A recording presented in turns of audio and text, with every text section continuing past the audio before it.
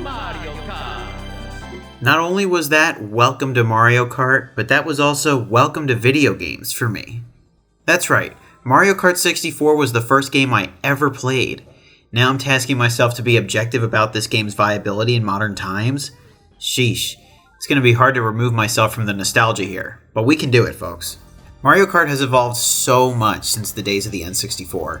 Now we have the ultra-polished, squeaky clean Mario Kart 8 Deluxe. Nintendo is clearly proud of this one since we have not had a true new Mario Kart game in over 10 years on a console at least. However, I must ask the question if it's worth hanging up Mario Kart 8 for a bit to revisit some of the older classics. Super Mario Kart and Mario Kart 64 are both on Nintendo Switch Online, so thankfully they are fairly accessible to modern players. To assess the value in playing Mario Kart 64 today, we're going to break it down into several categories. Topics regarding the gameplay are control, courses, and the overall difficulty, and then after that we'll get into some of the other stuff we typically talk about on this channel, like the music, artwork, and historical risk.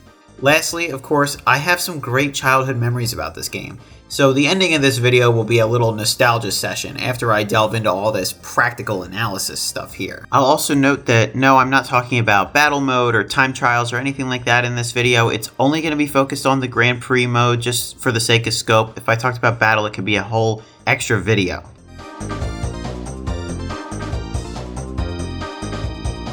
If you have ever switched between two Mario Kart games quickly, you'll notice that the turning feels rather different in almost every entry. Mario Kart 64 probably requires the biggest mental adjustment with its turning, at least for me. In short, it's just kind of awkward feeling. I understand that this was their first try at making Mario Kart with a joystick, so it's understandable that it's not super tight. Your turning radius either feels really long or really short. And drifting feels much riskier in 64 than in almost any other Mario Kart. However, in time, I can get my brain to adjust to it, and then it's mostly fine. A lot of the tracks were designed around these really wide turn radiuses that you have to make. Look at Wario Stadium or Moo Moo Farms, for example. However, some of them are way too tight, and drifting is almost never worth it, like Toad's Turnpike. There are some other unique aspects of the controls in Mario Kart 64. I love the fact that when you hit a banana, you actually have a chance to save yourself sometimes by tapping on the brakes before spinning out. I wish that feature was brought back in modern times. However, one thing I really don't prefer is the fact that you can spin out from drifting for too long. This game has some outrageously long turns. I want to drift around the whole thing. But no, you can get punished for doing so. Thankfully, that trend did not continue in other releases. I get the idea that it was like a don't be greedy with your drifting kind of thing. But come on, man, let those E's fly out of my car for just a little bit longer. Overall, the controls in Mario Kart 64 might be a bit jarring for new players. Since I know what I'm getting into, it's easy to mentally prepare myself like, oh yeah, this is the one with the awkward turning. If you haven't played it before, you might be easily turned off by the controls. However, getting past the initial learning curve with the turning is very doable, and it can lead to a lot of exciting gameplay then. I say that because this game has some really fun courses.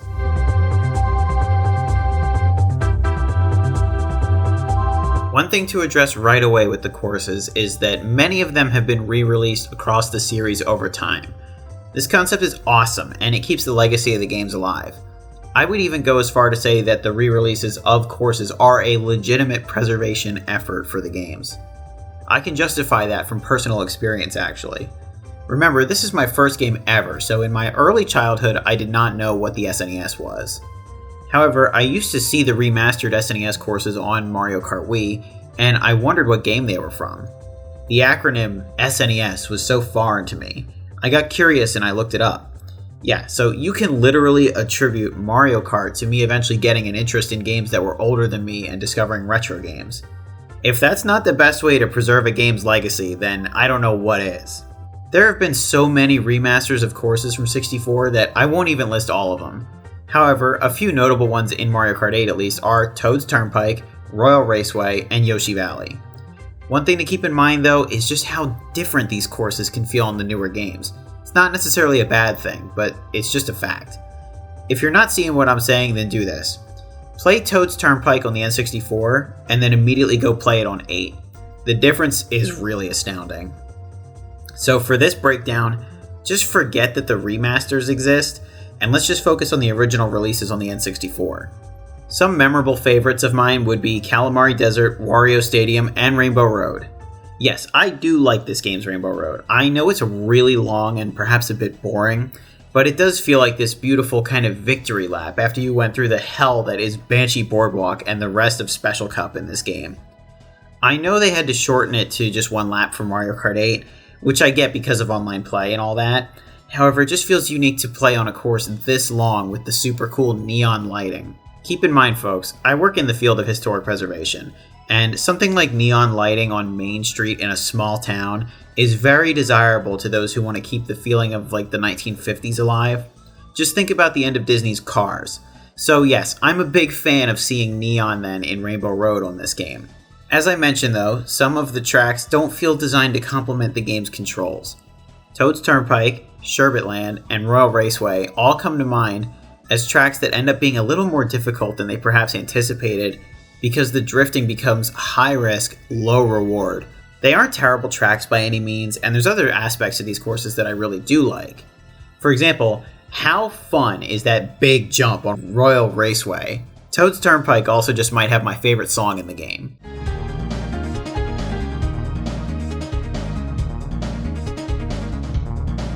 However, I just find the courses themselves a little bit frustrating sometimes, especially given the fact that none of these courses are in Special Cup. I mean, sure, they shouldn't be cakewalks either since they aren't in Mushroom Cup, but the overall balance seems a bit off. Maybe I'm entirely wrong about this argument with balance though, because Bowser Castle actually makes its appearance on Star Cup in this game. Back then there wasn't the formula of going Bowser Castle then Rainbow Road on Special Cup, always. New players should go back and experience playing Bowser Castle as the last race on Star Cup, because holy crap, if this is not one of the hardest and most terrifying Bowser Castle levels of all time. And you're telling me this couldn't even make it to Special Cup? Okay, so maybe Royal Raceway is just fine in Star Cup as well then, and Mario Kart 64 is just simply a harder game than the newer ones. If you're over the age of 6, doesn't 50cc on Mario Kart 8 or pretty much anything after 64 feel like a total drag? I mean, it's just way too easy, and the only point of playing is so you can see your little trophies and stars on the main menu. Or you can play it to get some easy footage of each course with minimal interruptions. Well, Mario Kart 64 is nothing like that. Every race in this game is a damn nail-biter. Look at some of my time differences between first and second place on 50cc. The reason for this phenomenon is because the computer players are always rubber banded to you. Some may find this outrageously annoying, and it certainly can be. The game heavily punishes you for a small mistake then because your opponents are always riding your ass, even on the game's easy mode. However, since so much time has passed and there have been so many other games where this doesn't happen, it kind of makes Mario Kart 64 have a bit of a unique feeling. You literally always have to be on your toes here, and you've always got something to do. When I played Mario Kart 8 on 50cc, I feel like I could fall asleep.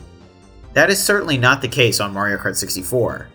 Of course, the bad part about the rubber banding is that it feels like the computer cheats and they ruin any of your best maneuvers instantly. What's the point of drifting at all if the computer will just always be there? What's the point of taking a shortcut with a mushroom if the computer will just catch up in 5 seconds again? Rubber banding has some positive and some negative elements for sure, and the experience of Mario Kart 64 is kind of defined by it. Another thing that I'll note about the difficulty of this game is that you don't get hit with the blue shell all that often, and that is a really nice change of pace compared to some of the later entries in the series, so it might be worth playing just based on that fact alone. If you haven't played it recently, you may be wondering then, how does the game actually get any more difficult on 100cc and 150cc if the enemy is already up yours on 50s? Well, the racers feel significantly more aggressive once you make the jump to the higher difficulties. They can get pretty far ahead of you way easier as well, and it can be difficult to fully catch up to them, even with shells or bananas. There is certainly an increase in difficulty as you go, but it's a bit more subtle in 64 than in some of the later games.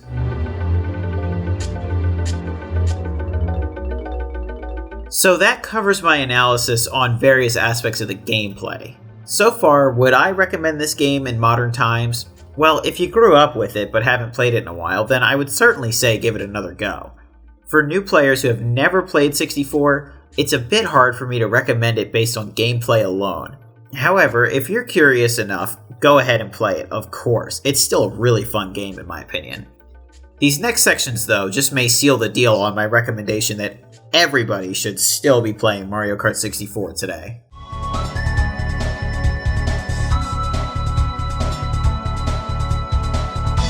If there was one thing, and one thing only, that I would recommend you play this Mario Kart for, it's that post-race theme.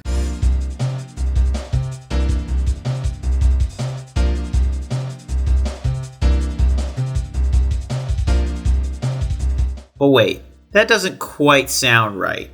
You need it with this sound effect. Yeah, those dings of the point totals just are part of the song for anyone who grew up with this game. I legitimately think 64 still has the best victory theme in the series, and it's worth playing just to have that sweet interlude between races. Otherwise, let's go back to the fact that a lot of these courses have been remastered in newer releases. That includes their songs, of course. Now, this next part is totally just a personal preference of mine, but I must say that I'll take the original theme for something like Toad's Turnpike over the remastered Mario Kart 8 theme any day.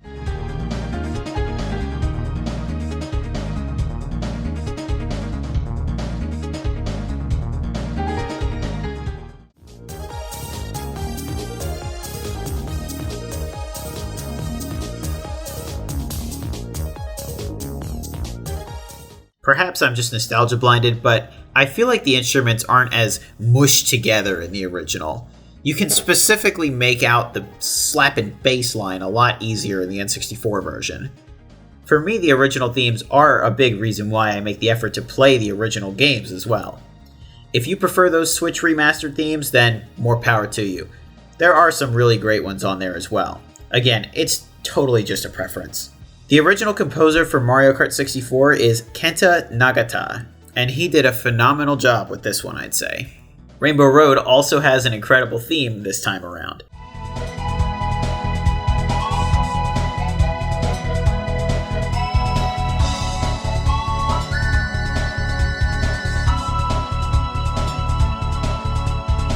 And hey, if you want to hear an awesome cover of this song, check out Consolus's rock cover right here. Make sure you subscribe to him too, since he does all kinds of awesome retro game covers, even from games like Bubsy.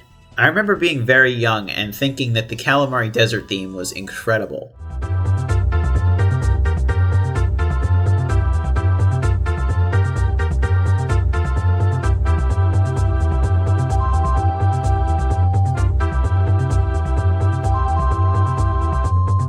From deep in the trenches of my memory, this theme was probably the first video game song that I really loved, thus planting the seeds for me to become a huge fan of game soundtracks for my entire life. I have to give a huge nod to this course in general, since it also started my love for desert areas in games. There's no doubt that Calamari Desert was the first desert level that I played in any game, and I have always had an affinity for them ever since.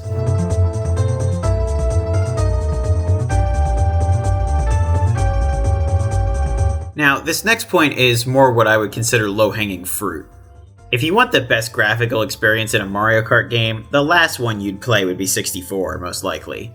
It's just analogous to this era of gaming that a lot of N64 games have not aged all that well in the visual department. There's still some positives, though, for sure. Tracks like Calamari Desert still are very appealing to me visually. I would also say that this game generally has a pretty nice color palette on stages like the numerous raceways. Of course, I already mentioned that I am a big fan of Rainbow Road visually as well. Overall, it's not that horrible by any means, but I understand that the series and the industry as a whole have evolved visually so much since these days. But hey, you know those cars on Toad's Turnpike?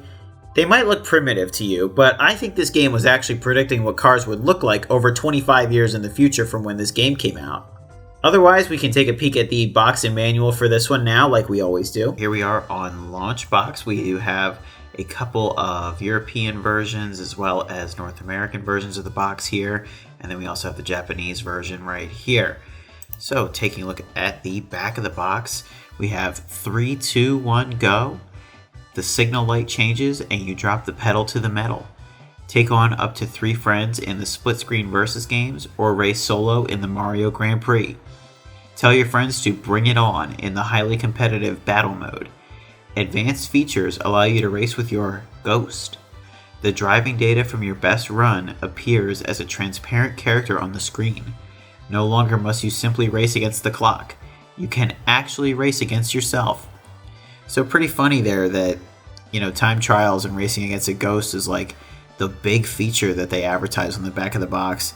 It's not even really anything that we're covering here in this video, but pretty fascinating there for sure. Really like this box art. It's very colorful. It's, super memorable, I would say, of course. Even though I never owned really a lot of N64 boxes because a lot of the cartridges that I got were used and because I kind of got the console when it was on its way out. But we'll get to that in a second.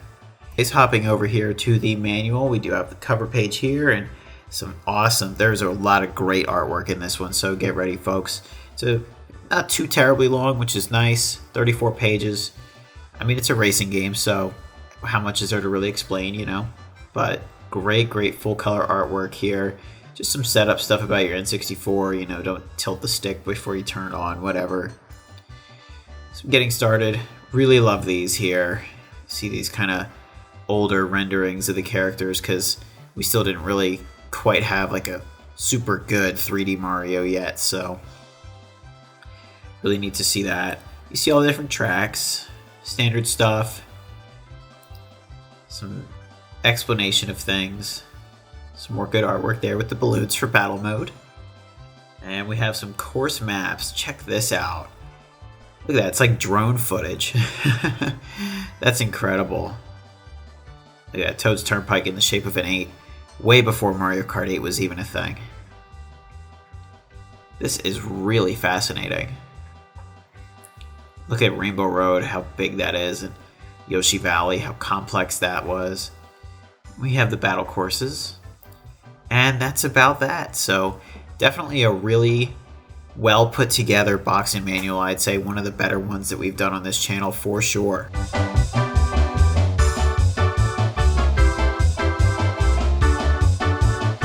In terms of historical risk, overall I would say Mario Kart 64 has relatively low historical risk. After all, this series is one of Nintendo's beloveds, and they make it accessible on platforms like NSO. However, that's the current status of Mario Kart 64.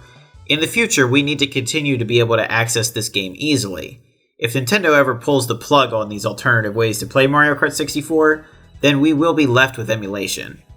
Keep in mind, I don't count things like the Wii Virtual Console since they are dead in the water. Eventually, NSO will suffer the same fate, and that's where the grassroots efforts come into play. Of course, some of this game's legacy will also always be available due to the re-releases of courses on newer games, which is phenomenal.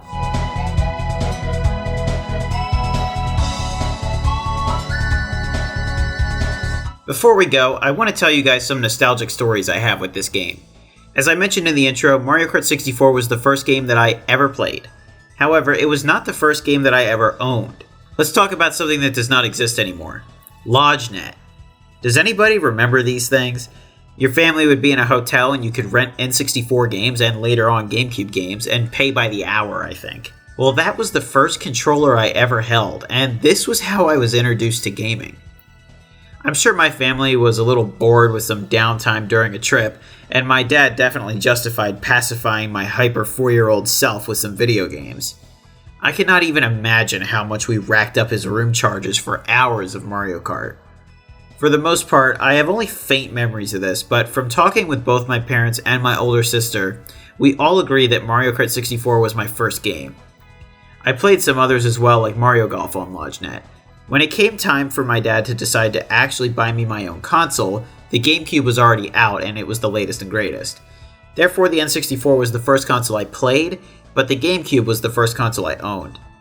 My dad surprised me on my 5th birthday with the GameCube and Mario Golf Toadstool Tour, of all games. Eventually, my dad did buy me a used copy of Mario Kart 64, thinking that it would play on the GameCube somehow. To my dismay, I could not figure out how to get it to work in the GameCube. And then we realized it was for a different console.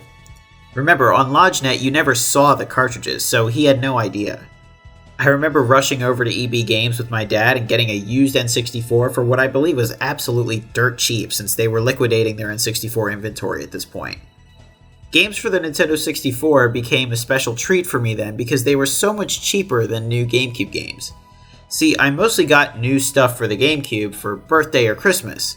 However, since stores were selling off N64 games for cheap, my dad would give in and buy me used cartridges to satiate my bloodlust for new games as a kid. This is how I was exposed to classics like Mario 64 and Diddy Kong Racing, as well as Mario Kart 64 after playing it on LodgeNet initially.